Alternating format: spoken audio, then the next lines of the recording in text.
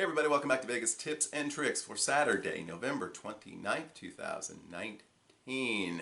Reminder, the Vegas Tips and Tricks is intended for adults. We talk about alcohol consumption, we talk about gambling, talk about mature topics. So, this is not for kids. If you wonder why I'm telling you that, check out the link to a YouTube video below by my friend Ace of Vegas. Some of the changes in the law and some of the changes in YouTube policy. But good information nonetheless. This week on the show, we are going to talk about an exciting addition to an off-strip property. Something you may want to check out. We're going to talk about how important it is to stay hydrated in Las Vegas. And maybe not just the way you think. And we'll have our second hotel casino profile today of one of the iconic properties in the city on the Strip. First, a couple of housekeeping notes. We want to congratulate again Kevin, who did get in touch with me just a few hours after last week's broadcast to claim his Matt Bridger t-shirt. So it was sent off to him and is winding its way to him. Hopefully he will enjoy it in good health, and congratulations again, Kevin. Congratulations are also in order for a couple of friends of Vegas Tips and Tricks.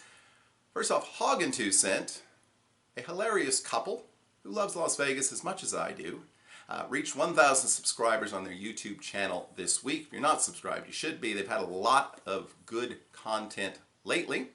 I have no doubt that they will swoop past, well past 1,000 subs, well past me, and it will be well deserved. So congratulations to them. Also, my friends, T and G from Vegas Best Ideas have launched their website this week. So you'll want to subscribe to their YouTube channel. I'm sure there's a link to the website there. So I took a look at it briefly. Lots of good information. They bring a very unique perspective to Las Vegas, and you'll want to check that out. So congratulations to them for finally getting that up and online. Okay, first thing we're going to talk about today is courtesy of our friends at Vital Vegas. If you're not following Vital Vegas on Twitter, if you're not checking out the Vital Vegas website, you're missing out on a lot of good Vegas news and a lot of good Vegas speculation. And this is the kind of speculation that's actually informed by knowledge instead of something people just sort of pull out of their butt, for lack of a better word. They had occasion to visit the new front yard at Ellis Island. You say, where's Ellis Island? Well, most Vegas veterans have probably checked it out from time to time. They're most famous for their steak special and for their nightly karaoke lounge. Ellis Island is located about a block behind Bally's, Paris, that sort of area.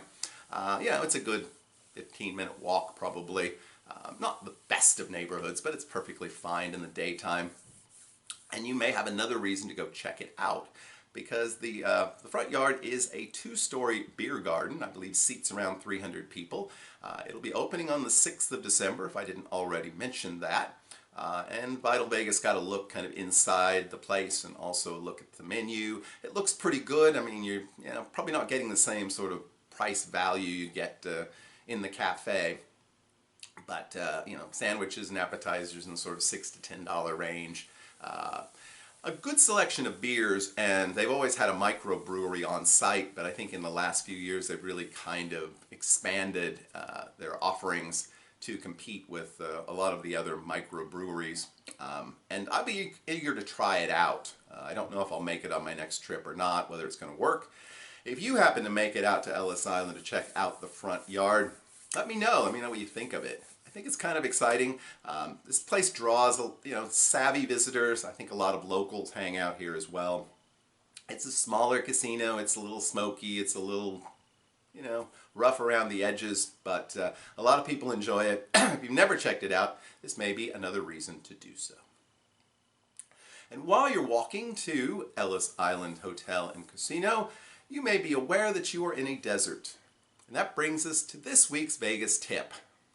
Stay hydrated. Sadly, we did not have a viewer submit a tip which qualified this week, so you get one from me. So they say Las Vegas is a desert. Everything dries out. Everything.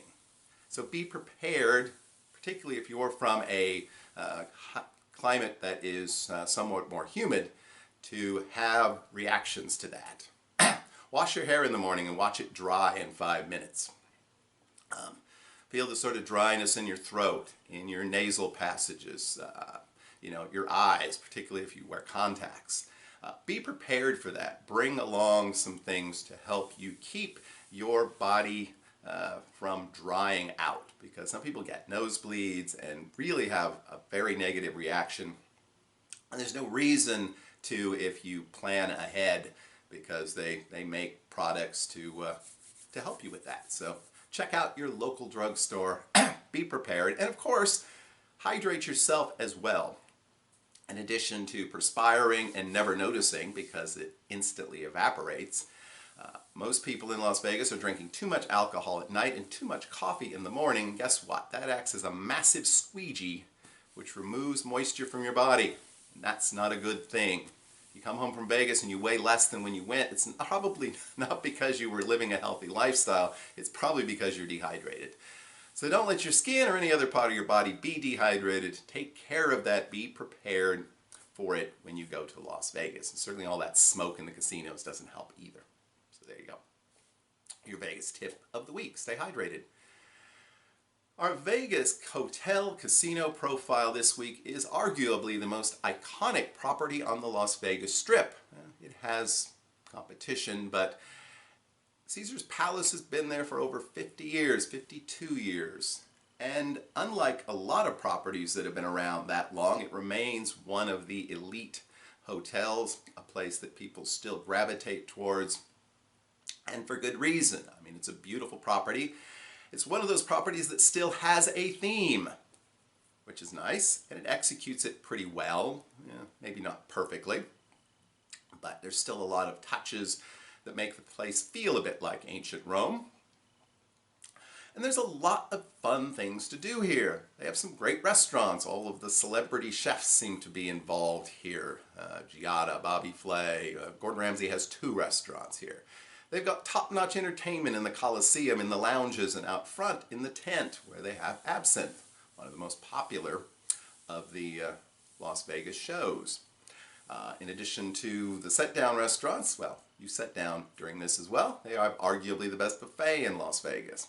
And a lot of nice rooms, a nice spa. I mean, just about anything you want to do, you can do it and do it well at Caesar's Palace.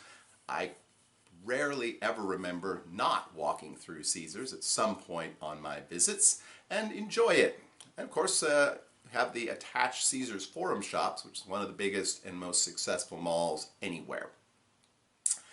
Now, Caesar's does have some caveats. Yes, it has some caveats.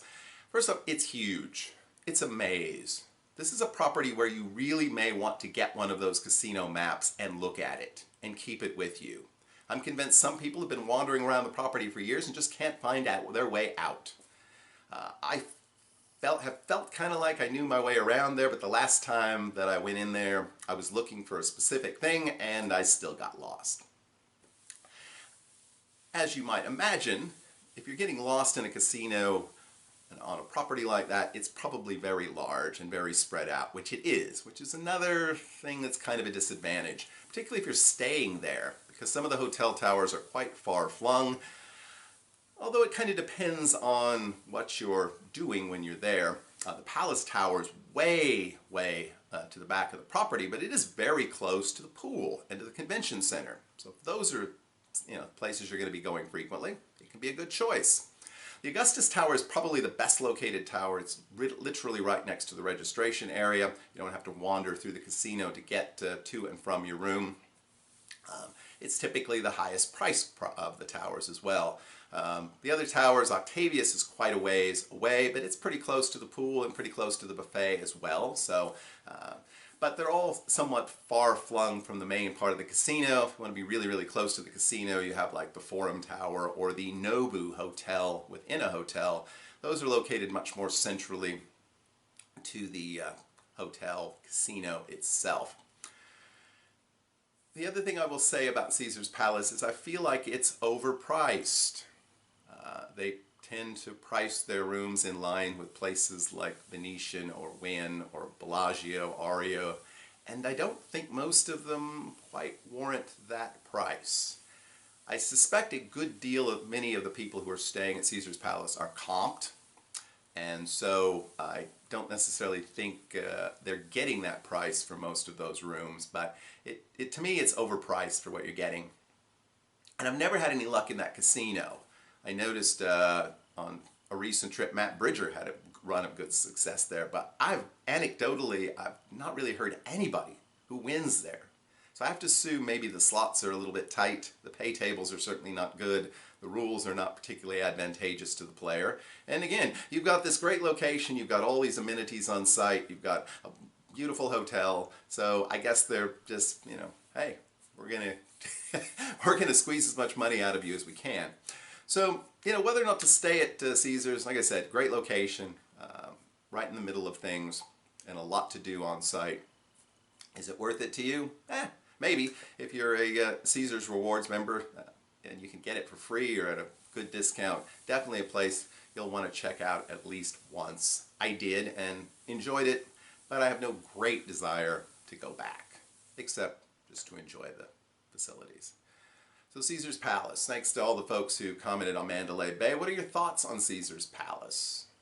I didn't talk about a lot of specifics because that's not what this is intended to be, but tell me what you think of Caesar's Palace.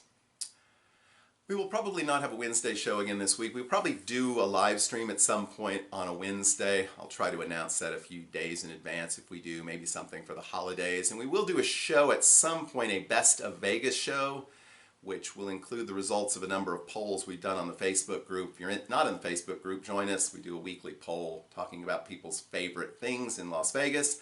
I will go through the results of those polls and also give my thoughts, and maybe we'll have some guest stars give their thoughts on these various Vegas attractions and activities. Until next time, next Saturday, I hope that you have a great and lucky week. We will see you soon.